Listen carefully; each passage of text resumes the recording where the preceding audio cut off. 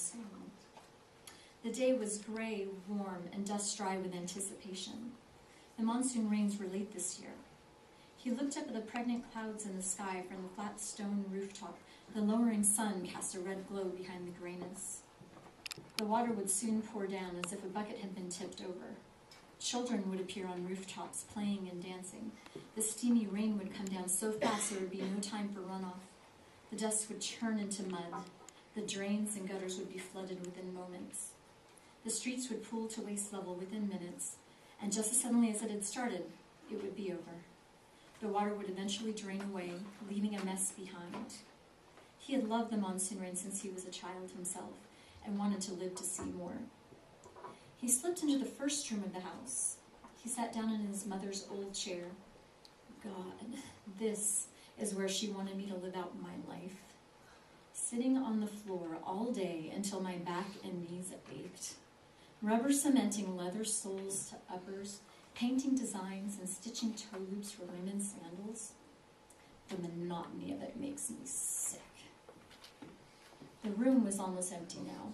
There was only a chair, a cot, and two carefully tended picture frames above the opposite doorway. One of his dead father with a rotting garland of jasmine draped across it, and one of a painting of the god Shiva, the destroyer, with fresh sandalwood paste rubbed on a glass over the forehead. At times, Nithin did feel guilty for not caring more about his father who died when he was a baby. Nithin unwrapped a triangle of silver foil he pulled from his shirt pocket.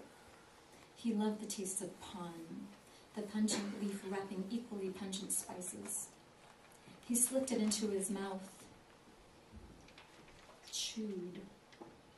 A meditative ritual like taking tea. It must be enjoyed at a leisurely pace. The red juice spread its stain in his mouth. He looked around the room. The workstations were gone. The shoe materials were gone. The calendars were gone. Every inch of peeling sky blue paint, and beneath the ragged gaps, peeling old pasted flyers and movie posters were visible. No need to track distribution now. He had sold the business piece by piece, as he needed the money for gambling, for cigarettes, and for treating his friends to pawn at the nearby stand. All he had left was the house, his wife, and his life. Nithin, Sushma was calling from the kitchen. He smiled just hearing her voice, but wanted to relax a while longer.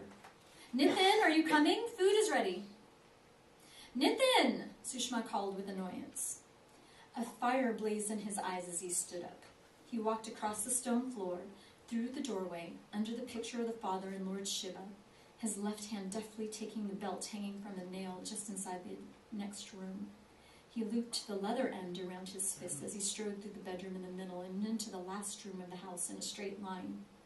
Sushma was squatting on her haunches on the floor in front of the propane stove, her simple printed cotton sari gathered between her legs. He entered, still chewing, arm rising back, just as the last chapati tortilla finished cooking. She had a stainless steel platter with food already set out for him. She had just switched off the gas and put the last chapati still warm on his plate when the buckle end of the belt caught the back of her head. He was whipping her with the buckle on her back, on her waist, on her legs. Sushma stood up, trying to avoid the blows by instinct. He toppled over his plate and his food and lashed at her a few more times. You! Mother is coming soon, please, should never! You need to eat early, take that tone! You'll eat again when Mother comes, with me! Please, when? Please, when is she coming? Still, he continued to hit her, and still she pleaded, Mother is coming, Nathan, it's okay, she will help. He stopped for a moment, chewing his pun as his rage ebbed. When the red faded from his sight, he knew she was right. Still, she needed to learn it was never acceptable for her to use such a tone with him, her husband. He stood and waited, dropped the belt wrapped around his fist, chewing as she bent down to clean the splattered food. Eventually, she wiped out his plate and pulled out the covered vessels of food from under the stone shelter to serve his food again. He sat down, finishing his pun, and began to eat. He leaned over to caress her tear-streaked face. Mother is coming soon, don't worry. Everything will be fine, you'll see. She moved closer to him and held his head to her chest as he cried. It was 2:15 a.m. when the rickshaw motor sputtered into the courtyard. Sushma was up first. She went to unlock the door and help bring in her mother-in-law's suitcases into the house. Nitin came in as she dragged the last one into the empty room next to the cot and chair. His eyes were still burning with hot, dry sleep. He sat on the cot and waited for his mother to pay the rickshaw. He watched her in the light as she approached the door, wondering what changes America had made on her in the past year.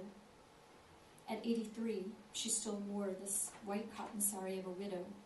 Her white hair was pulled severely into a bun at the back of her head, not tight enough to pull the folds of sagging and wrinkled skin smooth. She looked as she always had, as if she was melting back into the earth. The skin and fat on the underside of her arm, her face, the fold of her stomach showing from the drape of the sari, all dripping toward the ground. Her eyes that used to be brown were now gray-blue with the weariness and heaviness of the trials of her life, magnified many times by her glasses. Looking into them, he questioned her right to be head of the household and family when his father died. If his father had lived longer, maybe his life would have been different. Nitin doubted very much that she ever stopped chewing her toothless gums, her mouth constantly working at nothing in it. As she stepped over the threshold, Sushma rushed to touch her feet for a blessing and to show respect, then went into the kitchen to heat some food and to make some chai for her mother-in-law and Nitin.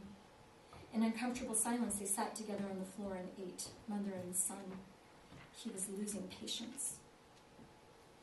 Later, they came into the sitting room again. She arranged herself on the cot directly, pulling one knee up to her chest, her foot on the cushion holding her ankle, her mouth still working. Sushma stood in the doorway, below the pictures, as Nitin sat down across from his mother in a low easy chair. He couldn't wait anymore. "Did you bring the money?" She chewed a couple of times, paused, and lisped, "No. I told them no. They work hard for their money and they need it. What have you done?" He felt the burning fear rising in his body. His heart was beating in his ears. "Ma, you don't I do understand." She glanced over at her daughter-in-law, who was cradling the side of her head and trying to wipe away traces of blood as she left the room.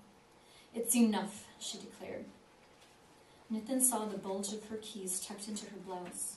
She no longer lived there, yet she still held the keys to the trunks on the loft. They should have been given to Sushma. He sensed she had some business with the trunks. Whatever it was, he decided right then he would have it. He let the burning fear, shame, and guilt guide him across the room. She looked up into his face as he came closer. She doesn't fear me. The thought further angered him. Nitin grabbed at her blouse and ripped the keys out. She followed him, pleading, into the bedroom. He vaguely heard her through the rush in his ears. Sushma, hearing the commotion, entered the room to see Nitin climbing up the ladder to the loft. In his determination, he shook his mother's grasp, inadvertently shoving her and making her tumble. The trunks were coated in dust. His mother's trunks, with the steel bands, was kept separate from the others, so he knew exactly where to go. Nitin fumbled with the key in the lock. Finally, he heard it click open. The contents were wrapped in pieces of bedsheet. Nitin tossed the ends of the sheet aside and saw bank deeds and a largish framed picture of a strange man. He put these aside and rifled through the rest, finding his mother's gold wedding jewelry, heirlooms passed down to her by both her own mother and mother-in-law. He found ancient, heavy brocade silks embroidered with 22-karat gold, enough to cover his debts once sold. He found the papers of ownership for the mansion and land in Pakistan, abandoned in the 1947 partition. He had only heard stories of the respect and wealth his family had had before they left it behind. They had been respected. They had been wealthy. Still, these papers were worthless to him now. The land was forever lost to him and to the family. As the rushing noise in his ears ebbed, he could hear his mother gasping for breath below. "Bring me the papers. Nitin, the papers." Still, his mother's raspy voice didn't register. His mother had collapsed on the floor and was trying to breathe. Sushma stood by, scared to move. Nitin sat beside his mother and cradled her fragile head in his lap, the papers on the floor beside him. He tenderly removed her glasses. He motioned to his wife to bring him his pen as he stroked his mother's forehead. Methodically, he broke the pen. He rubbed and smeared the blue ink on his mother's thumb before he pressed it to the paper, her signature. "You have taken what I came to give you," she whispered. Thunder and lightning cracked the dark sky as a tear slowly stained a wet path from the corner of her eye across her temple and into her hair. She exhaled, her son's hand covering her mouth and nose to be sure it was her last breath. The clouds spilled the monsoon rain, but there was no joy this time. The dust churned into the mud. The drains and gutters flooded. The streets pooled to waist level within minutes. And just as suddenly as it had begun, it ended. The water would eventually drain away, leaving a mess behind. He had loved the monsoon rain since he was a child.